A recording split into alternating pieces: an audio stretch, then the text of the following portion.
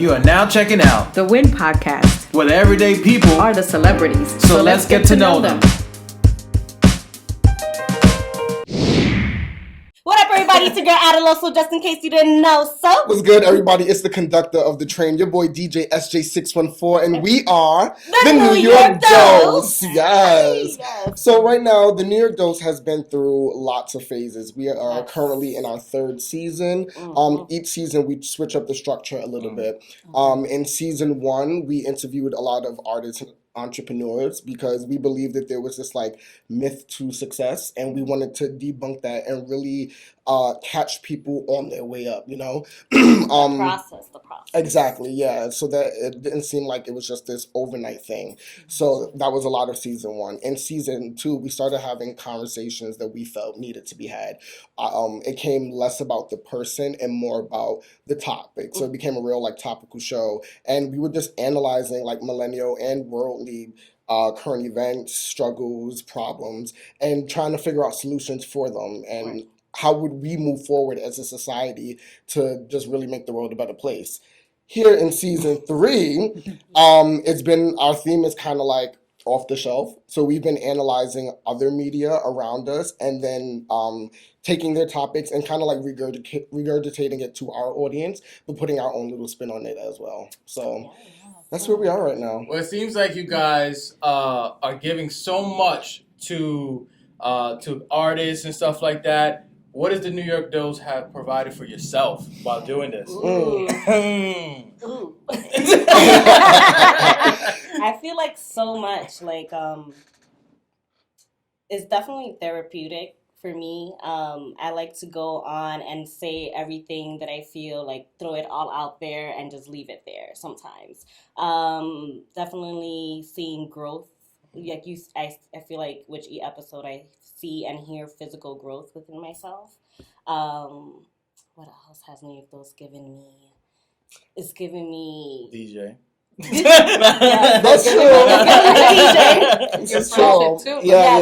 The friendship, the bonds for sure, and like learning so much from him too. Of like, you know, I mean, we're both learning how to, because we treat this as a business, so we're both learning how to run a business, and like feeding off of each other has been like a great like blessing too.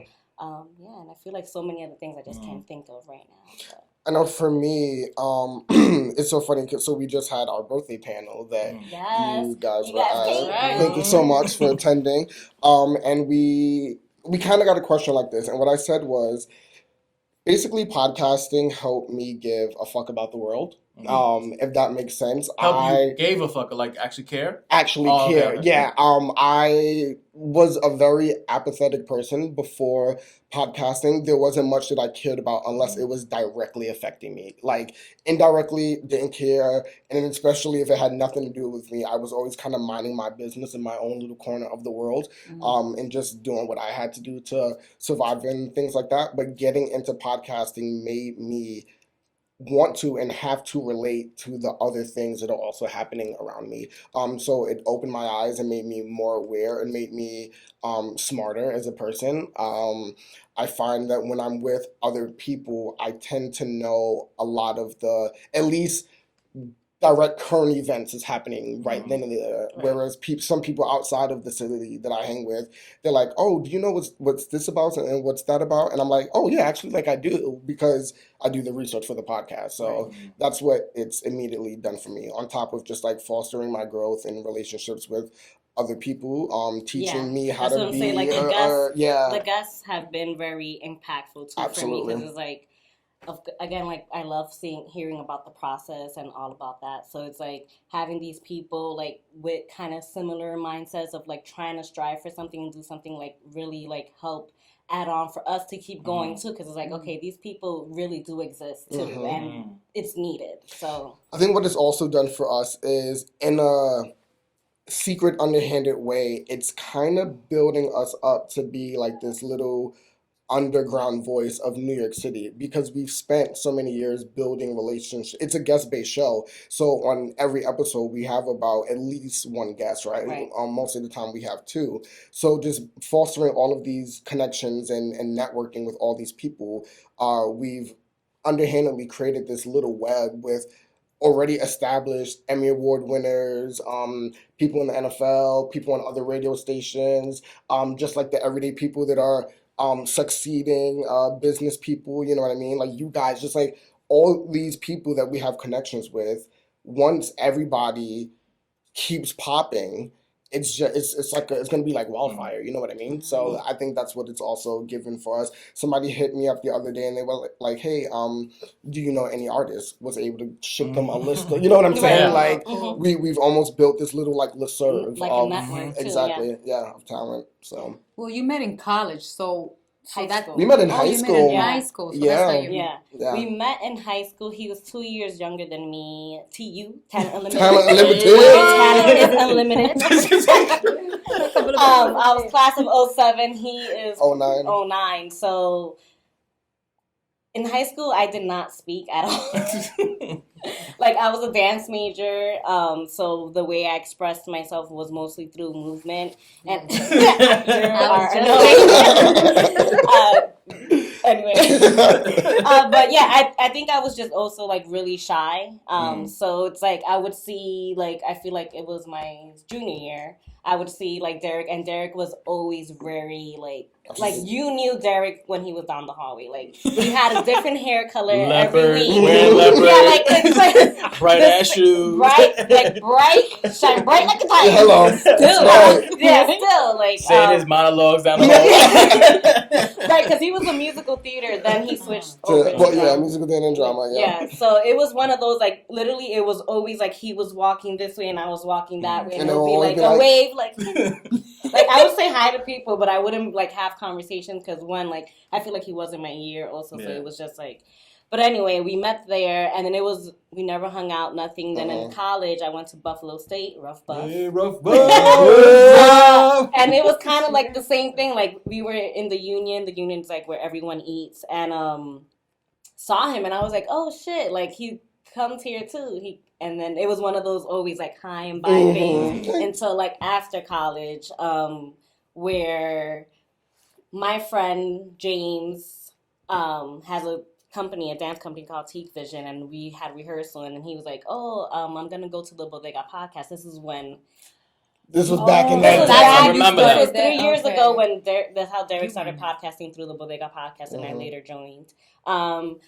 And he was like, my friend was like, I'm going on an interview over there. And I was like, I'll go with you. I don't have nothing else to do. And I went, and he was like, there's an extra mic. Do you want to get on? And I was like, not really. I just came to support my friend. Like, like, I didn't want to steal nobody's shine. Like, I'll be here in the corner. And like, it's so funny because at this time in the background, what was happening was, so the Bodega podcast had a certain, like, structure within the host, and we all had a certain dynamic. So it was me, I was like the crazy one.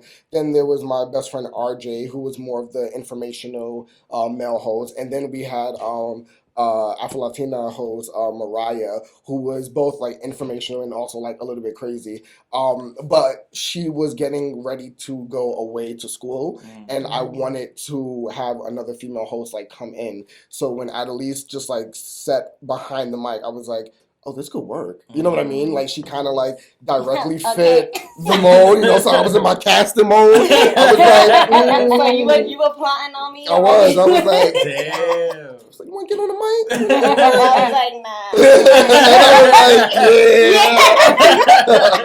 Yeah. Then 2 weeks later, he was like, do you want to be, like, the female host? Because the girl left, which, is that the real reason? Cause there's a PC version of this story that I tell, but, but yeah, and then that's how that happened. Yeah. So you fired someone, and then Exactly. let me tell you, it's not working out. I got another bad bitch coming through. She don't talk right now, but when the episode comes out, she's talking. Hello. Yeah. Loso, how did that feel for you? Now, was you still quiet around that time? At that time, no, because I feel like when I got to college, I was able to be more comfortable with myself and like speaking out more. Of course, because I feel like you meet different type of people in college, and I met these group of girls, which are my girlfriends still to this day, and like they were very outspoken for the most part, and I was like, damn, how she gets everything she wants like that. Like, I need to, taking those little things, and I feel like college definitely evolved me more into, like, speaking and owning my voice a little bit more. So I feel like by then I was like, I'm still that like reserved type of person, kind of, but then also like. Was you ever afraid to? Because it seemed like DJ was already like open to like, I'm gonna say whatever the fuck I want to say. I don't give a damn. Was you? Did you ever feel any type of way? Because you know how you are in the world already, being open. But now you're like, yo, this is being documented, recorded. Right. Did you ever feel any type of way of trying to break free from that? No, actually, I feel like maybe midway or like end of that season is when I started like being like, damn, should I say this? Like what is that word when like censoring? Yeah, censoring or like because I feel like in the beginning I was just like, you know, I felt it was so therapeutic that I was like anything. Just an open book. Yeah, it was an open book. Like I was able to curse, I was able to say exactly what I wanted to say until like after when you know you start getting more people start listening. You're like, wait, should I say that? Yeah, like should if your family starts because it was my dad. Well, yeah, it was like one because you know my dad is very supportive and he was just like, oh, I want to listen to your show, and I was like, yeah, Bob, you know we needed the subscribers too. Send that review, rate it 5 stars. So then like a week later he calls me, he goes, Ali, he was like, I was hearing your show, he was like, you curse a lot, and I was like, oh shit. And I was like, Bob, maybe you shouldn't listen. And then I think that's when I started like second guessing a little bit, but then you know it kind of faded. But I feel like that was like podcasting was that medium and that outlet for me to be like not give a fuck. Like, what was the difference for you between expressing yourself voice wise and dancing wise? Oh, is a real big difference because of course like your dance is movement, but I feel like it's just as impactful as using your voice. But of course, there's a big difference, and even like speaking, sometimes it still gets a little bit like ooh. But I think they in somewhat kind of go hand in hand because they're just so impactful in a way. But I mean, I feel like dancing, I don't know how to explain it because it's so different but so the same. Just gotta get up and start moving. Yeah, it's like you get up and start moving, but I feel like even now speaking, like I'm tumbling over my words sometimes because it's just like it's like racing. Right. I feel like with dancing, like I know being that I've done it for longer, like I'm just more confident in it. But yeah. DJ, how about you? I was gonna say for you, you came from the acting background. Yeah. How was that different for you now, I guess, being vocal and holding a conversation? And it seems like you're very vocal, but at the same time, like, you have moments like, well, I don't give a fuck about the world. But now you have to give a fuck about the world and also give a fuck to the people that you have on. Right. You know, how did that mesh in your life now, being artistic and, you know, being vocal on a different level that's not acting? Yeah, I totally get what you mean. And so there's a few different mediums that I have, right? So there's there's acting, right? When I'm acting, I am the vessel for somebody else's story. I'm a playwright. When I'm playwriting, I get to kind of be like the god and use other vessels to tell my story. I write poetry. Now, when I'm writing poetry, I'm communicating my truth through just like colorful words, colorful artistic words, right? I dance a little bit also too, right? And that's using your body. But when I'm podcasting, I get to use my same authentic voice, but not put any type of filter on it. Like I don't need the colorful words of poetry. I don't need the fluidity of dance. I don't need the you know what I mean? I'm able to really just say what it is my raw, authentic self. That is my barest form. I'm talking about myself again too, but because I feel like dance for me is also raw. Which I'm sure, yeah. But I guess like like you said, like, you know, when you're acting and you're telling somebody else's story, when I get choreography put on me, maybe it's different. But like if I'm dancing freestyling dancing, like that's super raw. And I think that's the similarity that you find between. Yes. Mm-hmm. See, always. But yes. What were some challenges you guys face as a podcast? Oh. Even like have the idea was already there, and then the idea was there. You came along, and then there was a rebranding phase, right? Yes. So let's get into from Bodega to New York Dose. Mm-hmm. Yeah, what were the challenges you had putting it together now, working together, and then now when you had to start from scratch, where now this could have been almost massacred in a way, right? But you guys didn't allow it to happen. So Yes. Explain that. Yes. Okay, so with Bodega was basically kind of every artist's dream in the sense that we had the ability to just play and do what we had to do as talent, and we had somebody that was completely funding us, getting the equipment, booking the spaces, like pouring the money into it themselves. All we had to do was do the work. Now, what came with that was the appearance that we kind of made a deal with the devil, because what ended up happening was we would build these beautiful relationships and connections with people while this funder was away, right? And what happened was they came back and they tried to gain a front line on the scene, but their energy was completely different from ours whenever we were in a room. And they would literally destroy relationships that we made, that we took like months to make. They would destroy it in like 20 seconds. Like, a prime example is I woke up. So Adaloso, I, and that person, we ran the account back then, right? Like all the social media accounts. So there was this one morning that I woke up and I just had all these notifications, and it was from somebody like, kind of like, I watched the progression of them admiring us to them like cursing us out, and I'm like, what? Like, what's going on? Like, this guy's nice. Yeah, so I'm like, so in my head, I'm like, and then I'm going through the comments, and the comment is literally like, so I guess that person had like liked one of our photos, and then our brand commented and was like, yo, stop liking our pictures.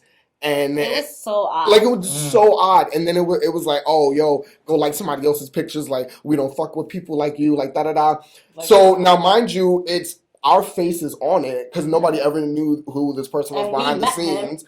But it was that person, like, just going off. And I was like, all right, I know this can't be Adaloso. This has to be that person. So what I did was I instantly locked them out of all of the accounts.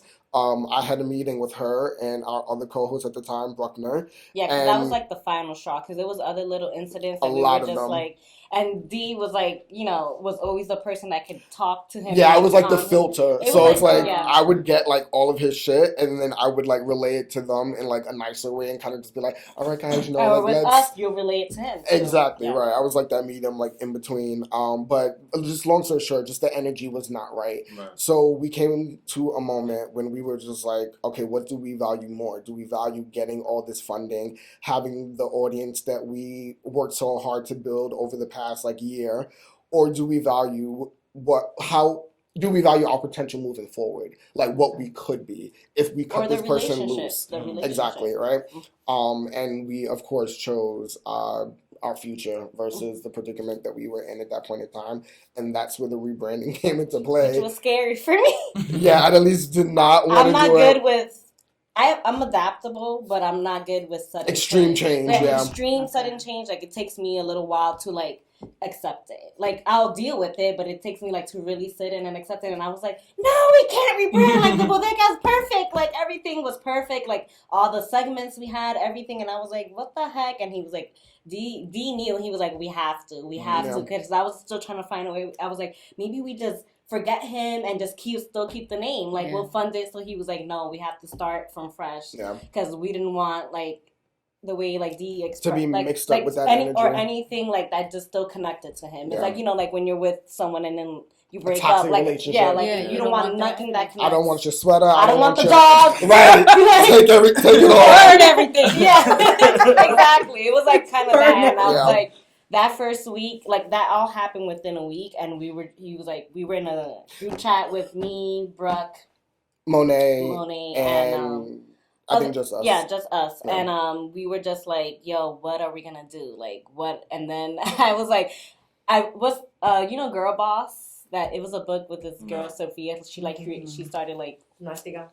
Yeah, Nasty Gal. She started Nasty Gal like selling vintage clothing, and then she created this empire, whatever. And I was watching her series on Netflix at the time, which kind of sucked. But but the first 2 episodes were like she was trying to find that name, Nasty Gal, and she was like, I'm gonna walk around like and see like, and I was like, oh, I'm gonna walk around the city like. So she was out pounding the pavement. Like, she's like, ooh, this, that, looking at signs. And it wasn't hitting. And I was like, we've got to be something that like the audience has like called us. I was like, what have they referred to us as? Like blah blah blah. So then she found a comment that one of her friends, one of my good friends, Sylvia, who lives in LA, yes. had made about the bodega, and she basically said, she was like, oh, I love listening to the bodega. I feel like it gives me my dose of New York City. Yeah. So we were like, oh, there's something there. But that was like, it was cool how that kind of happened because we were like, this was like day 3 or 4 of us shooting names back and forth. Like imagine the whole day, like just on your phone trying to, even at work, like I'm just like, yo, what we gonna do? And it was like we had like we gave it a rest for like maybe a couple hours, and then he said, what did your friend say that one time? And I was like, yo, right. And then it was all about playing with the syntax of what that looked like, So like a dose of New York City, the dose of New York City, the New York City dose. So just playing with all those different things, and then we settled on one that we liked. Yeah, but that week was very crazy because the pressure came from the fact that at the same time that we were trying to create, we were also trying to salvage anything that we could. So we had a great we had a great following, and he had access to all of those accounts and was not giving it to us. Yeah, it was like he kept blocking it, and then we had like little hacker friends, like unhack, and then he kept hacking it, and then we hacked it back. Like it was literally like a Games of Thrones, of the podcast scene. Like, and then we able to to get it back and lock him out. I don't know how the fuck, but yeah, because that would have been like sucked to like build all those followers again. I mean, we would have done it, but it still would have been like, damn, all of that just down.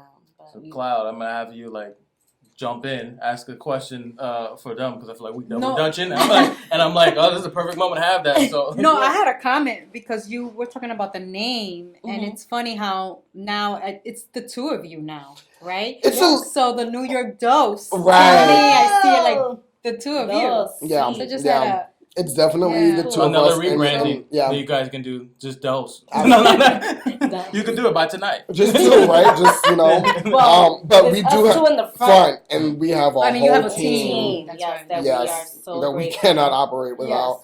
Because they, How many people are in your team? I think right now we have a good maybe like 7 or 8. Yes. Yeah, it always fluctuates between 7 to 10 people. But, with them doing all of their responsibilities, it frees us up to just have our mind clear on recording days and just operate how we need to operate. Because we also all double and triple in work. She's also our sound engineer, about to become our sound editor as well. Yes. She's also our media maven, nice. Running the social medias and things like that. I'm also like editing video footage and just like coordinating with guests and communicating with other people and just kind of like making sure everyone else is on par, That was something that I remember I mentioned to you guys off like in the very beginning when I was on your guy as a guest. Yes. And I knew how I like to work when I do my own stuff, and I know I'm organized, I'm disciplined, I have all that stuff. And I was like, I wondered if other people are like that in a sense, like how we came out of college, right? Right.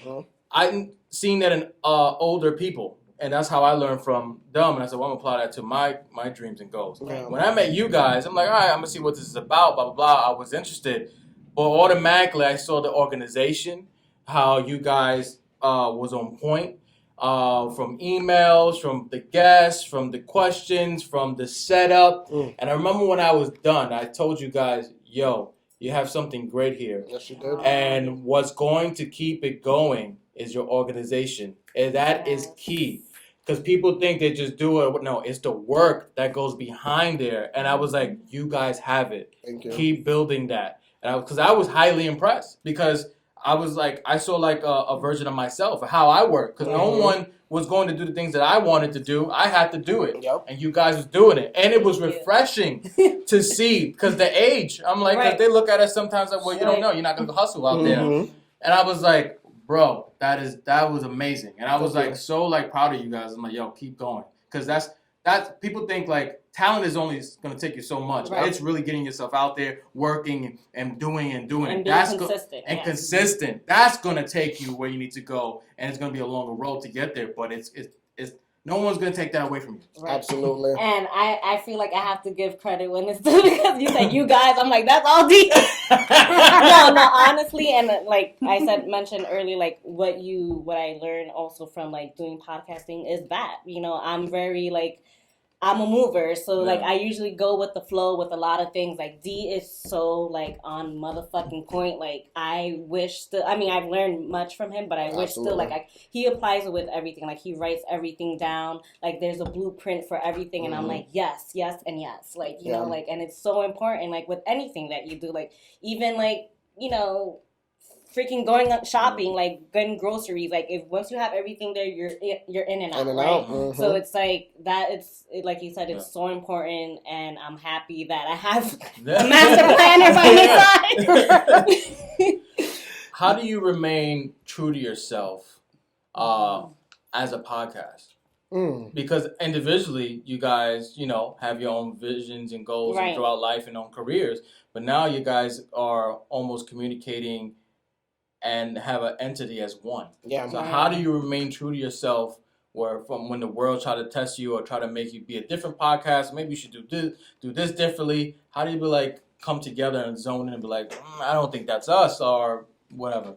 I'm trying to see, like, I feel like also me and D, not to sound like whatever, but we're kind of pretty in sync. Yeah. So we're never like even if we do like have a little disagreement on something, like we always communicate. It's quickly tied up. It's like we don't really stay in it so much because I'm just like, okay, like, you know, we'll try it your way this time, and then like, and D is also very open, like, okay, we'll try it your way, like, you know, if we have the time and space for it. You know, like and you know, and going back to having like everything like written down, like the podcast has a very clear mission statement. You know what I mean? We have a very specific goal that we want to do. You know, like in a nutshell, we want to, you know, tell stories of our city through entertainment, storytelling. You know what I mean? Like any vehicle that we can use to tell that story, like that's what we want to do. And we want to put people on, and we want to give people a reputable platform in order so that they can succeed, right? So just always keeping that in mind for ourselves. I don't think that there's anybody that could ever deter us away from that goal of just wanting to always build.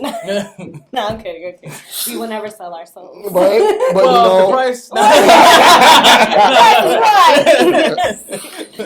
But you know what I mean? Like I feel like we passed that test in the very beginning, because that's what it was. You know, we were coming out of a fire that, you know, where we did have all this money.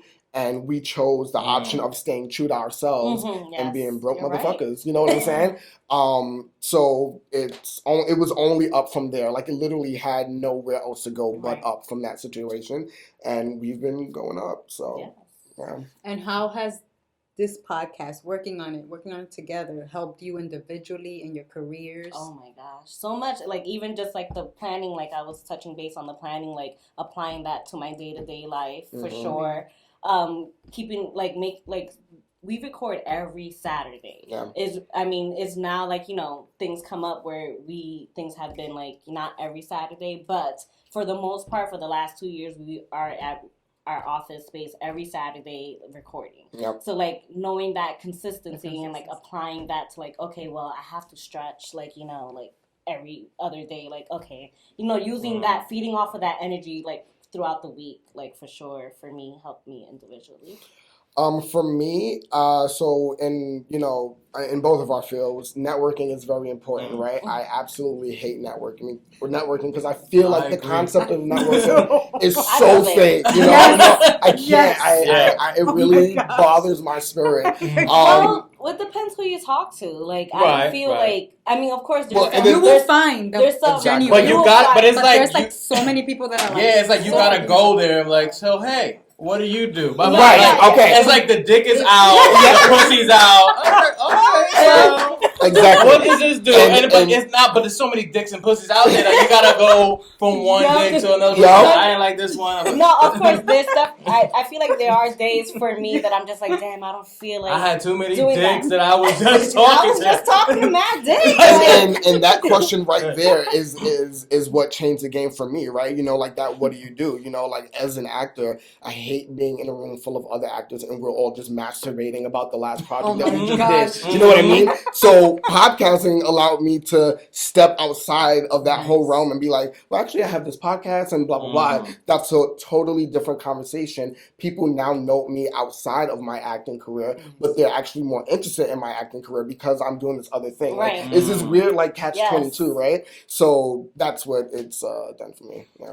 It seems like, well, not seems like, I always say seems like, but you guys have a great chemistry. Yeah. And I want to know, was that something that you guys worked on, or it just happened naturally? Like, it was like, yo, you're going to be on this, we need to hang out like every Saturday and just chill. Or like, how did that form? Or it was just there from day one? It was just so there. Yeah, it really happened naturally. I always thank God for that, because of course, like, you gain like a business person, a business partner, but it's like a friend too, where you're just like, it doesn't feel forced. Like, it doesn't feel at all. So. And I think it's because we broke that boundary when we first started it. You know what I mean? I feel like I've seen other podcasts that, you know, that admire like our chemistry, and they'll either like try to replicate it or, you know, like try to do that thing, like that team bonding thing where it's like they try to get their people to like go out and like it doesn't happen.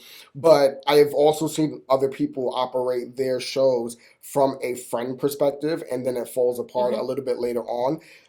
Because I think, from the very moment, not my close friend. Right, you know what I mean? We have personal lives outside of this. Honest, but great. But you're not my close friend. Like, no.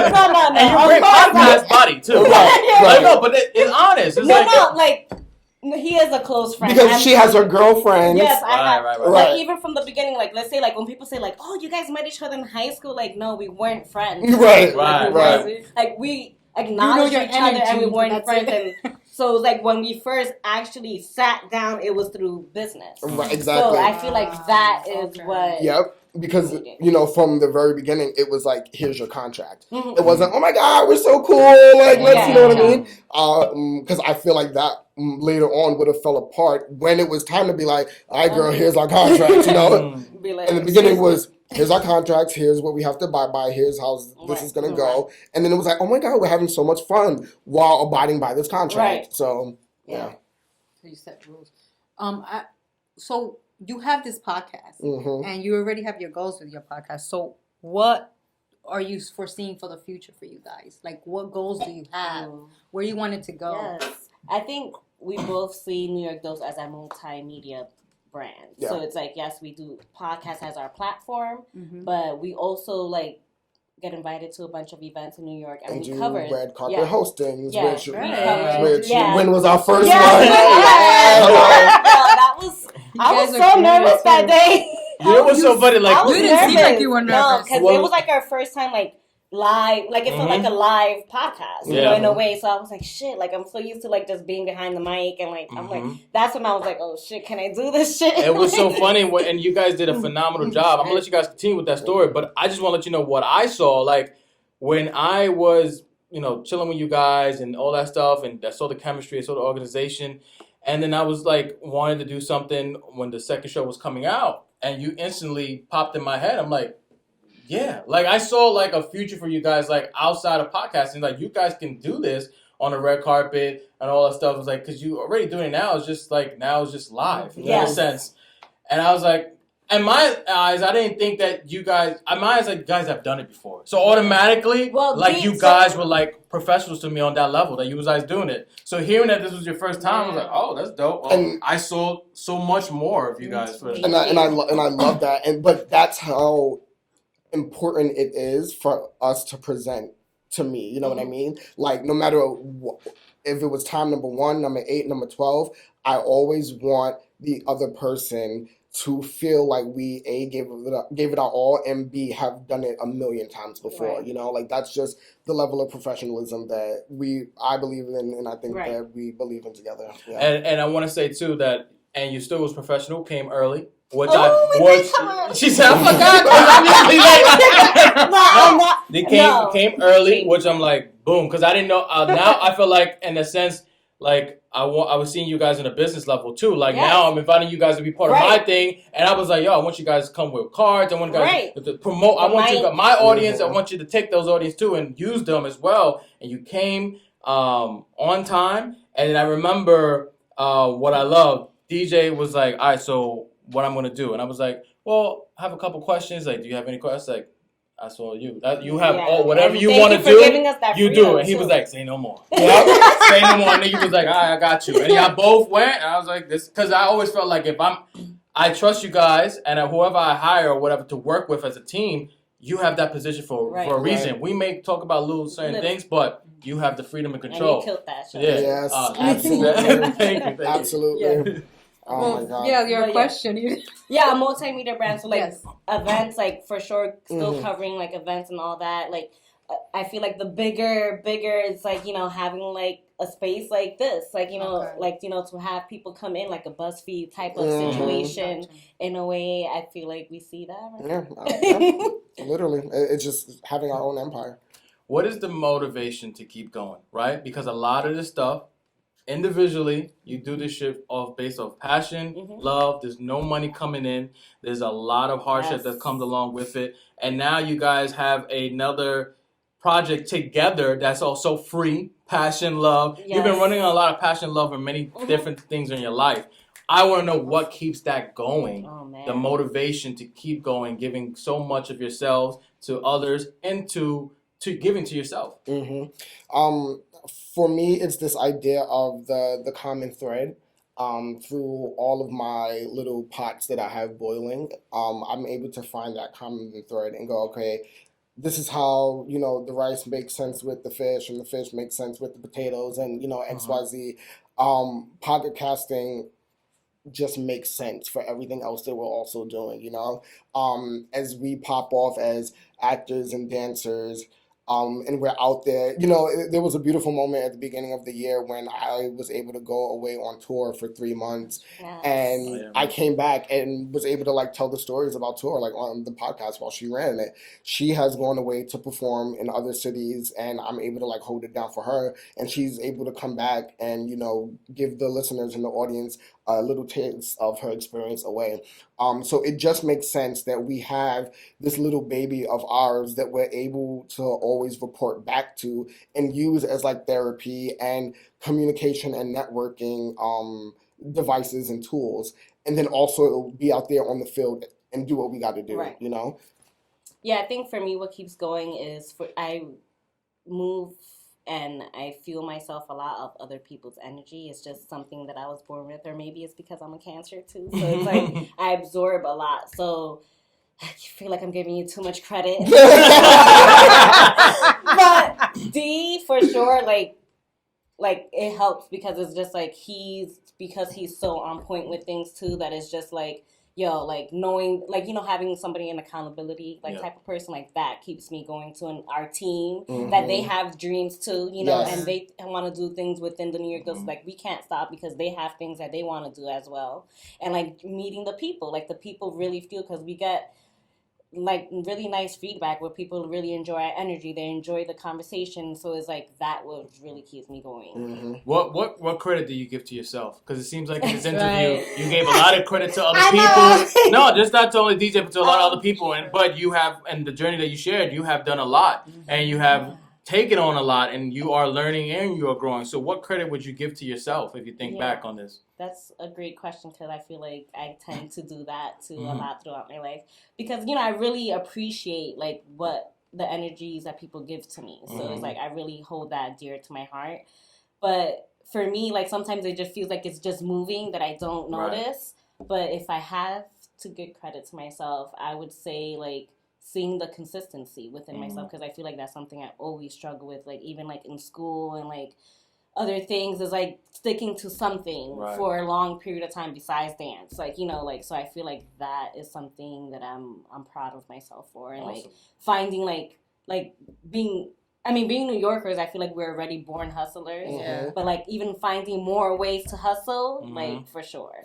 Being that I have a full-time job and I could still go there every Saturday or throughout the week to go get work done. I feel like pushing through to that.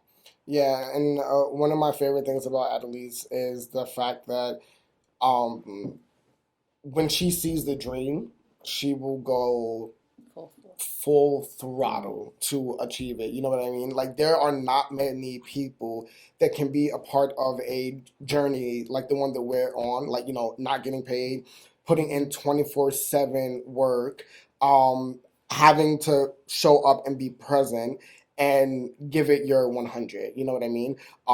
We record in Brooklyn. Adaloso, for a large period of time, was coming all the way from the Bronx, early Saturdays, and showing up and making it. You know what I mean? When we go to events, those are often very far downtown. She's taking the train, she's taking the bus, she's doing what she has to do to get there. I don't even do that because I got a car, so I'm bougie. I've been seeing that music go on. He picks me up. I'm like, he works too. Like his schedule. So sometimes I just be like, I'll take the train and the bus wherever. And I'm like, if I don't got the car, I'm not going. So I gave up on certain events a long time ago. She is always. If you watch our stories, she is always out supporting these other people, and I'm like, girl, you got that. I'm home. I can't do it. Like it is what it is. But yeah, when she believes in the mission of the dose, and will do and stop at nothing in order to achieve it, and you do not find that in a lot of people. Yeah, Losa, I want to give you credit for that because what I noticed also from the behind the scenes of me watching from the outside looking in is the dedication that you have, and I think that speaks a lot about you when you actually believe in something. And I think throughout this whole process, it proved to you that you were able to doing this because no matter he was teaching you or anybody was teaching you and they giving you energy, at the end of the day, you had to do it.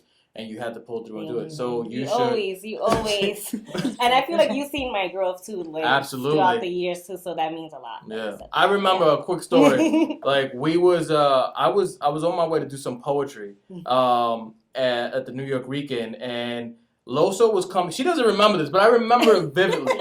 She was like walking we were two different, the same block, but we didn't plan this. I'm walking to the New York Weekend. She's coming towards me. I'm like, oh, that's Loso, blah, blah. And I know she's from Buffalo State College. So I was like, let me say what's up. She had like her head down. She was like looking sad.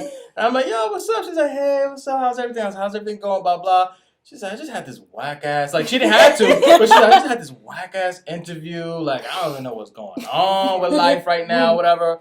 And I was just like, you want to get something to eat? Like, I'm going to go to the New York Weekend thing and we'll go get some Benny tacos. It was Benny burritos. Really bad day. Yeah, so we was there talking, blah, blah, blah. I'm listening to her. I'm giving her some advice for certain things, but we're just vibing out. And I was like, you want to come see the poetry thing too? She's like, yeah, I'm down. It was just a dope night. Yeah. So then we went home. Then like I just kept on seeing her randomly during like not events, but like bumping into each other. I'm seeing her doing stuff, and I think I remember telling her something like keep dancing because I saw how the passion she had with the dance, but there was a lot of things around that world that was interfering with that. But seeing you from then till now, for me, has been dope to see the growth and you blooming. And I want you to keep on going, man. Like literally, and give yourself credit. I think you need to reflect more often because that will benefit you. Because you reflect and give credit to others, but you need to reflect and give credit to yourself. Absolutely. Because just like they build you up, because they see so much more in you, and you see a lot in you, but now you got to keep building yourself up the same way they build you. One of the last questions I have, man, because you guys share so many gems, and then we have to go to another segment. It ain't over. You guys, it ain't over. It's been mad long that I want to talk to you guys. We're here, so this is gonna be like 3 hours. What advice would you give to other podcasts that want to start their own podcast? And you probably had this question before, but for me, one thing that I appreciate you guys that is whenever I had a question, you guys answered it. Absolutely. Whether I had to like remind you guys because you guys are both busy, but at the end of the day, no shade. At the end of the day, you guys were willing to give this information. Yeah. And I remember when I had the idea to do it, I'm like, what do I need? What do I do? Blah, blah, blah. You guys were there. Anytime I had a question, was there. So what are some, if you're making a sancocho, you know what I'm saying? You know about that. Yes. You know, what are some ingredients you share with other podcasts that they will need to start their own? Mine are teamwork. You need, I believe you need a team. You know what I mean? Like, you need somebody besides yourself that is driving with you, a passenger in the car. No matter what they're doing on that team of yours, you need to have a team behind you. This is your team. You know what I mean? Like, Very important. The second thing is trust. You have to trust within yourself and trust within that team. And the third thing is you have to take it as seriously as you take yourself, or as you want other people to take it. Well, if you want it, because I feel like there's some podcasters that just do it for fun, and that's cool too. But even if you're just doing it for fun, you know what I mean? Like, why start something and then just have it die for no reason? Right. And that's the thing. Like, you have to take it. It has to be real to you. It has to be very real, even if you're going to do it just for fun. I'm trying to. You answered it. So what was something for you that, like, you probably wish you would have known jumping into it that you would share with others? I think deciding like how open you want to be, on like how much you want to give to yourself. I think that's very important to decide when starting a podcast. Like, do you want to make it very personal, or do you want to keep it very facts, informational based? Or a mixture of both. So, like, being comfortable enough, like, okay, what am I going to give out, you know?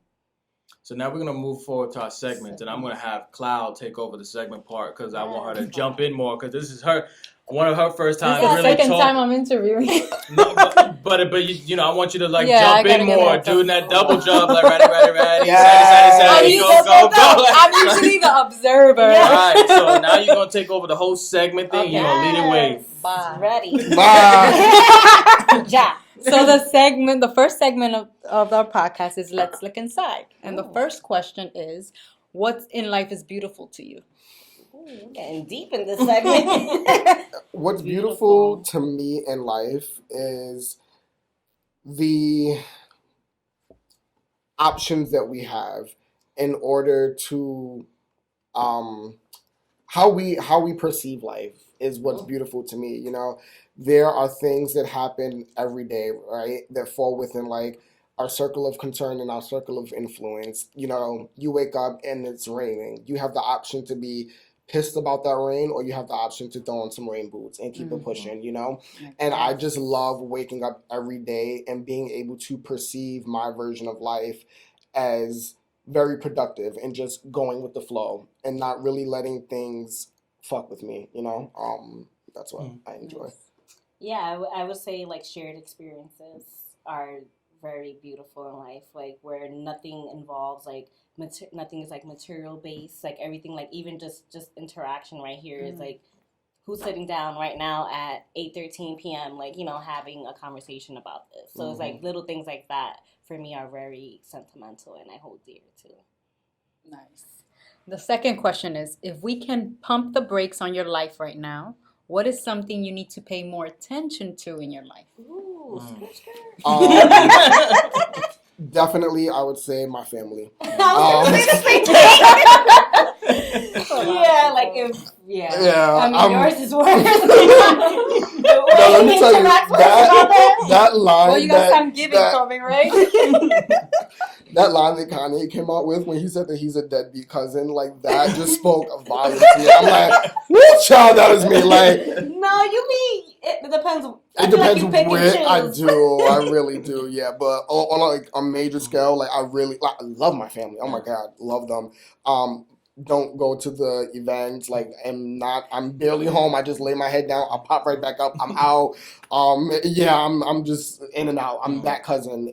If I do show up, it's like, oh my God, he's here. Like, and it's like, yep, gotta go. Bye. You know what I'm saying? So yeah, I would pause for a second and, you know, just show them more of my presence, because you know, your presence is a gift. That is my biggest gift to this world, my presence. And to just bless them a little bit more with your presence. I will pump them. But to piggyback off that, I would say that too. I feel like mostly this year, I've noticed how I just been, like, distant, not intentional, because I'm trying to do you. I'm trying to do you, but I think it was something that I saw online. It was saying, like, trying to find that balance, like moving, like, trying to do you, like, because I'm, you know, that whole thing, like, I'm really trying to break that generational curse. Like, I'm trying to be that person. I feel like I am that chosen one. Like, not to sound like whatever, but I do feel like I am, because of my mindset, like, what I want to do. But it's like, damn, like I'm doing all this, and God forbid, what if something happens? I'm on this like tunnel vision, and like all this is happening here, and I'm like, what is it really for? You know, like so it's like trying to like have that balance for sure. Like hit me this because I'm very family oriented too, but I feel like this year for sure it hit me like, yo, like I'm not as present as I would like, but it's not because I don't want to be there. It's because I'm trying to do this for us. Right. But it's also like, okay, I'm doing this for us, and then what if and they're not here? You know, or like I'm missing those moments. Yeah. So I think for sure, like regrouping and being like, okay, learn how to balance. So. Okay. So the second to last segment is words from our spiritual teacher, Guru Enlightenment. Yes, shout out to Guru. You guys know her. Yeah. So he usually says a reading from her, what she's written, a book, right. And we just go ahead and talk about it. So thoughts.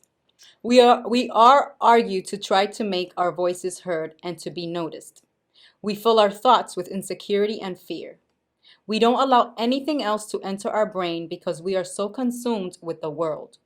How can we see what is in front of us when the world puts blinders on us and we allow it?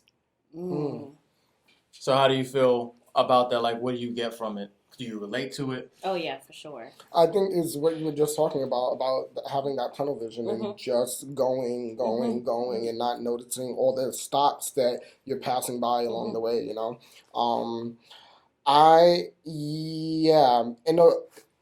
There was a phase of my life where this applied very heavily, and then I went on the personal journey to stop and take that all in. I was having a conversation with somebody else the other day, and just me specifically when it comes to like my career, right? I feel like I was born with this like blueprint, like from God, like in my mind, like from the age that I was like maybe like 3 or 4, I knew what I wanted to do, and I feel like I've always been blessed in that regard because that's why I've always been so focused, whatever, right? So that's there. So with having that in mind, it was never a question of will this happen for me. It was always, when will it happen for me? You know what I mean? When I turned 25, so when I was in high school, I noticed that a lot of the people on these like great TV shows that I love, they were like 24, 25, right? So then when I turned 25 and I hadn't hit that extreme level yet of where I thought I was going to be like in high school, the question of when disappeared from my brain as well. It was like, oh, I'm actually no longer even worried about the when anymore. Because I know as long as I stay on my path, it's going to happen. And I'm just going to enjoy life right now, you know? I used to compare my reality to the nightmare before I woke up into my dream of being on top of the hills, right? And now I'm doing a lot more of enjoying this as the dream as well, as I truck along. Yes. It's so funny, because that's something that touched something where this guy, a coworker of mine, recently saw my show, and he's asking, and it touched him, and he wants to work on his family own personal life, and he says, a couple people said this to me, and it didn't really click until like today, where I was telling him all the stuff that I did and blah blah blah, how like I plan stuff every 2 years, blah blah. He was like, "Yo, you living the dream, bro." Like he genuinely said it. It wasn't like, "Oh, living a dream." Right. He was like, "You're living a dream," and I was like, "Nah." Well, yeah. I was like, giving yourself credit. I was like, I wanted to create shows. I'm doing it. I want to like do these other things. I'm doing it. And then I had to like, well, there is a certain level where I want to be. The ultimate dream would be doing this from 9 to 5, like all day, 24/7. Whatever I make of my job now, make it as a career that I'm doing. That is the ultimate dream. And I think sometimes I tend to always put that on the pedestal. And, and going through life, like how you guys are saying.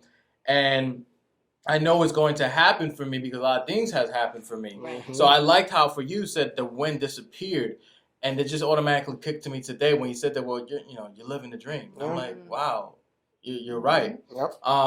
So going back to you guys also, how has like this related to you as well? Because I would imagine like the fears and the insecurity was there, and the voice of being heard on stage, dancing. Yes. I think will be more impactful to you because that's what you was really into and still are into. Right. Yeah. I feel like I don't know what the heck happened to me when I was younger, but I feel like I've struggled a lot with insecurities. I feel like maybe different things like growing up for sure played an effect on that.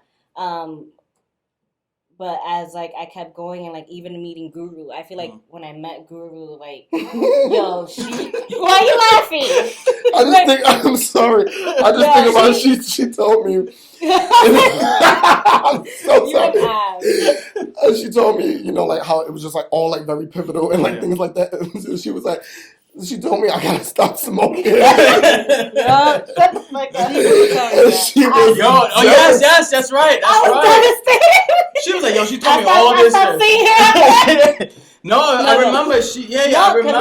That was like very like. I heard some bad stories of, not bad stories, but like she told me this, she told me that. But for you, it was like, yo, she told me some real shit. But she said I gotta stop the weed. Like the weed was so strong. So I gotta stop the weed. Yeah, and that's still interesting. Because I feel like it wasn't like the fact that I had to stop. It was like that I felt like, is she trying to like control me? Right. That's what I felt. But I didn't like, but I feel like that, because I'm just taking insecurity in that moment, because I feel like that's when I started working. Like, even though I still didn't know how, and like that first moment when I met Guru, like she had me bawling, crying. Like I did not expect for... Like, it was literally, I said one sentence, and then she, whatever, and then I was bawling the whole time, and I'm like, what is happening here? You're like rolling up your weed. I'm kidding. This session is going to be done. I got tears in my blunt now. Wait, I was licking the But I think that's when I started, like, it was like all unraveled, right? And it was like I knew all these things where I didn't know, or like I was dealing with it a certain type of way. And like even in that moment, I still didn't know how, but I feel like that was the start of the journey, and I had to do a lot of inner work. And I feel like December of last year is when I felt like that was like my darkest moment, where it was just like really sitting and like all of that insecurity, and of course like again like meeting other people who are such more confident and more like trying to like take those little pieces like okay, like Rick moves this way, like I want to be that way, like how can I take that, like Cloud like moves this way, or like she structures things this way, like I want that, like and like really like, what is the word? Really like just like holding myself accountable. That was a big thing, because I struggle with consistency. I struggle with like like holding myself accountable. Okay, if I want to be this person, like I really have to do this work. So well, the weed was like almost like you was using it as a clutch, right? Where like you didn't want to. Not saying like moment, you didn't want to face the music, so you went and did this, and you forget about it for that time. And then it came back again. Exactly. It came back again. Yeah. So that was like the thing, and it took you this journey to figure out certain things that like, oh, okay, I see. Or like not using it for that. Like, like using it more recreational, and all that stuff, or like not depending on it. And I feel like at that moment I was like, oh, like I'm 30 now. So that was like, I was like 24. Yeah. Yeah. So it was like I was still like, coming out of college, like that workforce too, like all of that, like not being where I wanted to be. So I feel like, I feel like a lot of inner work.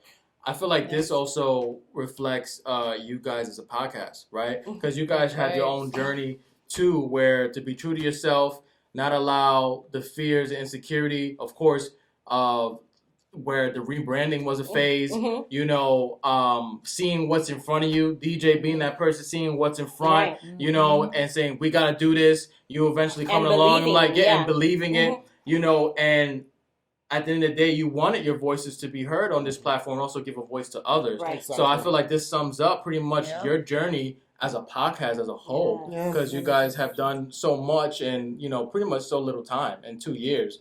right? If you really look back on it. Yeah, a lot. And we're still growing, still learning, still like still struggling. Still struggling. Well, you look fabulous now. We're collection struggling. That's what I'm saying. Okay, look, I tell people all the time. You know, some people they'll tell me they'll be like, "Oh my god, like your skin looks so good. You don't have any bags." I've been like, looking at your skin the whole time. I'm like, damn, that shit is nervous. I'm like, yeah. Have a kid. You want to have a kid? No, not Okay, so like I'll be here with the. That's right. Okay, look, come on. Yeah, I tell people all the time. I'm like, I literally like do not sleep. Like I get like 24 hours of sleep a week, right? That's not that healthy. Excuse me. But with that, I always tell people, as long as it looks like I sleep, that's what's important, right? So we over here struggling. Exactly. We're struggling, but as long as we are maintaining our professionalism and the same values that we started out with, let the struggle come, because we will build. You are now checking out the Win Podcast, where the everyday people are the celebrities. So let's get to know them.